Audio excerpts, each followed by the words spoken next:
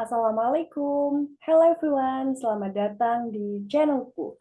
Kali ini aku akan melanjutkan pembahasan mengenai isi buku yang berjudul Pengantar Studi Islam, yang dikarang atau ditulis oleh Bapak Dr. Taufik Abdillah Syukur MA, di mana pada kesempatan kali ini aku akan membahas yang bab 5 tentang pokok-pokok ajaran Islam.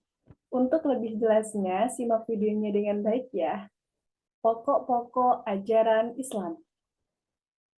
Pokok ajaran Islam yang pertama yaitu ibadah. Kata ibadah itu berasal dari kata abada yang berarti patuh, tunduk, mengabdi, menyembah, merendahkan diri di hadapan Allah Subhanahu wa taala. Kemudian secara istilah, ibadah itu dapat dikatakan suatu bentuk ketaatan. Kepada siapa? Kepada Allah. Suatu bentuk ketundukan atas segala perintahnya dan pengabdian diri kepada Allah Subhanahu wa taala. Jadi, ibadah kita itu merupakan suatu bentuk pengabdian kita, suatu bentuk penyembahan kita, suatu bentuk kepatuhan kita kepada Allah Subhanahu wa taala, kepada Tuhan kita, kepada Tuhan Sang Pencipta alam jagat raya. Islam dibangun atas 5 perkara. Yang pertama, persaksian bahwa tiada Tuhan selain Allah dan Muhammad Rasul Allah. Jadi di sini ini kita bersaksi bahwa Tuhan kita, bahwa pencipta seluruh alam jagat raya ini yang mengendalikan hidup kita, yang mengatur hidup kita, itu adalah Allah Subhanahu wa taala. Dan meyakini bahwa Muhammad itu merupakan Rasul Allah, merupakan utusan Allah. Yang kedua, mendirikan sholat. Yang ketiga, mengeluarkan zakat. Yang keempat, berpuasa Ramadan. Dan yang kelima, melaksanakan ibadah haji bagi yang mampu. Dua klasifikasi ibadah. Di sini, ibadah dibagi menjadi dua. Yang pertama, ibadah khusus. Yang kedua, ibadah umum. Ibadah khusus ini berkaitan dengan arkanu al-Islam, seperti syahadat atau kesaksian bahwa kita meyakini tiada Tuhan selain Allah dan Nabi Muhammad itu merupakan utusan Allah, merupakan Rasul Allah. Kita melaksanakan sholat, zakat, puasa, dan haji itu merupakan ibadah yang khusus. Ibadah yang kedua yaitu ibadah secara umum, yaitu segala aktivitas yang titik tolaknya itu kita ikhlas melakukannya, yang ditunjukkan untuk mencapai ridho Allah Subhanahu wa taala berupa amal soleh. Jadi ibadah secara umum ini apabila kita melakukan segala perbuatan, seluruh aktivitas yang kita tujukan hanya karena Allah, kita tujukan untuk mendapat keridhaan Allah. Kita lakukan hanya karena Allah. Itu dinamakan ibadah umum. Dan ini kita lakukan secara ikhlas, tanpa adanya beban, tanpa merasa terbebani, tanpa adanya paksaan. Kemudian yang kedua tentang pokok-pokok ajaran Islam, yaitu iman. Iman berasal dari bahasa Arab, yaitu diambil dari kata kerja amana yu'minu imanan, yang berarti percaya atau membenarkan. Kemudian secara istilah, iman itu dapat dikatakan dengan membenarkan dengan hati, mengikrarkan dengan lisan, dan mengamalkan dengan perbuatan. Nah, maksudnya di sini bagaimana? Maksudnya membenarkan dengan hati. Hati ini yakin bahwa Tuhanku itu adalah Allah dan Muhammad itu merupakan utusan Allah. mengirkakan dengan lisan. Lisan ini kita berikrar, berucap bahwa Allah itu merupakan Tuhan kita yang mengatur hidup kita, yang menciptakan seluruh isi alam jagat raya ini. Dan mengamalkan dengan perbuatan. Artinya, kita melakukan segala apa yang diperintahkan oleh Allah, patuh terhadap hukum-hukum Allah, patuh terhadap aturan-aturan Allah, dan mengakui bahwa Nabi Muhammad itu merupakan utusan Allah. Dengan apa? Meneladani sikap beliau, akhlak-akhlak beliau, adat-adat beliau. Ibadah dan keimanan itu saling berkaitan. Ibadah itu bagian luar, sedangkan keimanan itu bagian dalam. Ibadah itu berkaitan dengan raga kita, tubuh kita, sedangkan keimanan itu tertuju pada roh dan kejiwaan kita. Antara keduanya ini saling melengkapi, saling berhubungan. Ajaran Islam itu terdiri dari dua pokok, yakni akidah atau iman, yaitu mengatur hubungan manusia dengan sesamanya dan aktivitas dalam masyarakat yang disebut muamalah. Ruang lingkup pembahasan tentang iman. Yang pertama, ilahiyah. Pembahasan ilahiyah ini merupakan pembahasan tentang Allah, tentang wujud Allah, tentang nama-nama Allah, tentang sifat-sifat Allah, dan tentang kekuasaan-kekuasaan Allah. Yang kedua, nubuah.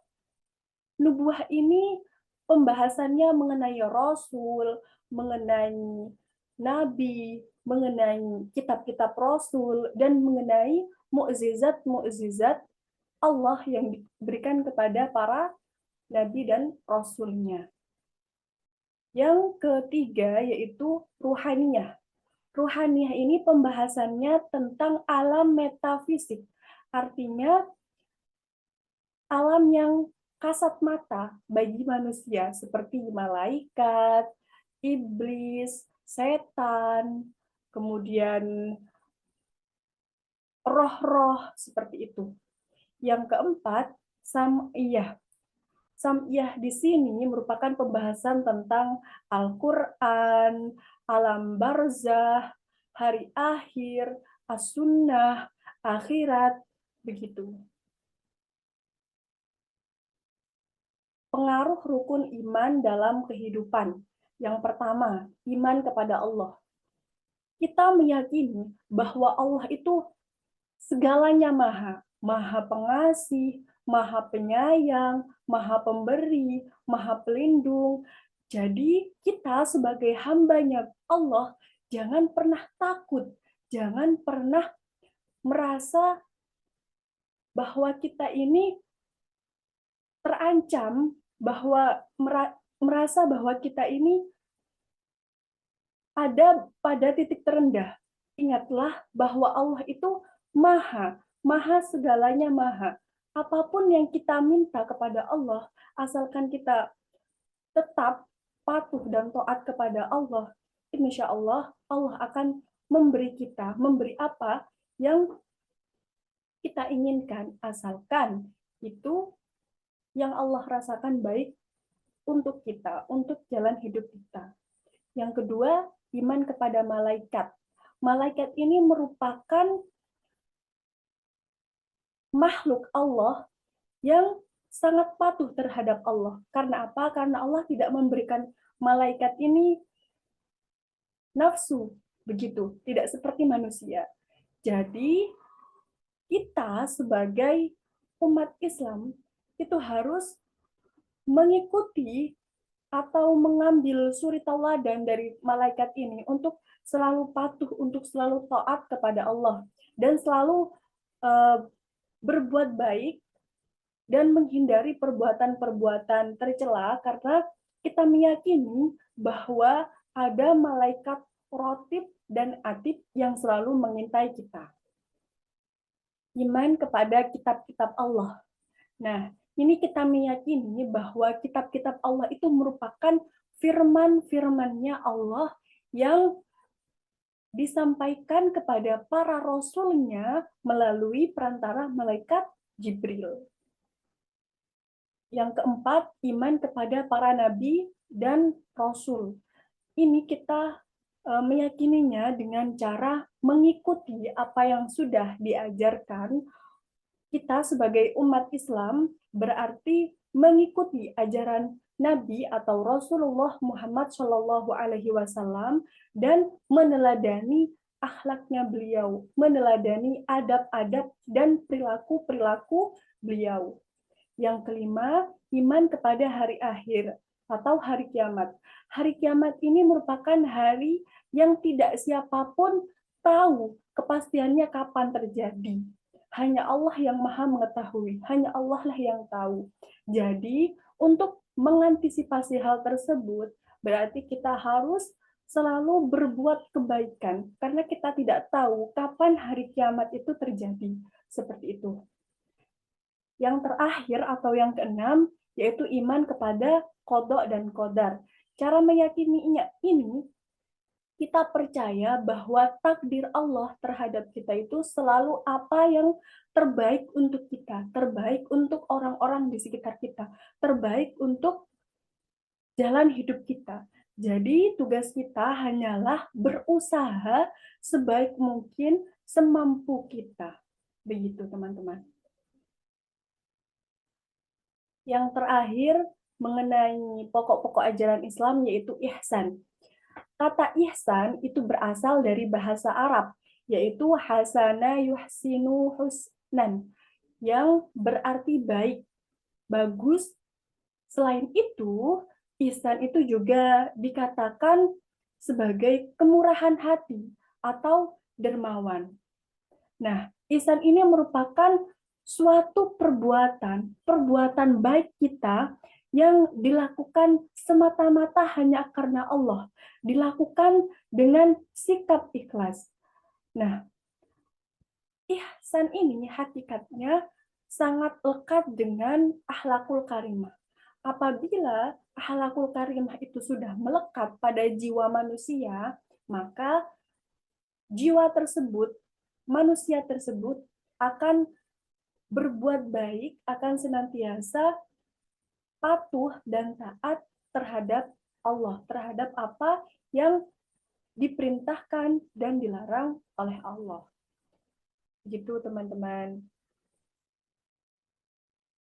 Demikianlah pembahasan yang bisa saya sampaikan mengenai bab 5 tentang pokok-pokok ajaran agama Islam. Semoga bermanfaat bagi teman-teman semuanya. Dan saya memohon maaf apabila ada kekurangan atau kesalahan dalam materi yang saya sajikan maupun dalam penyampaian saya. Terima kasih dan sampai jumpa pada pembahasan bab yang selanjutnya. Wassalamualaikum warahmatullahi wabarakatuh.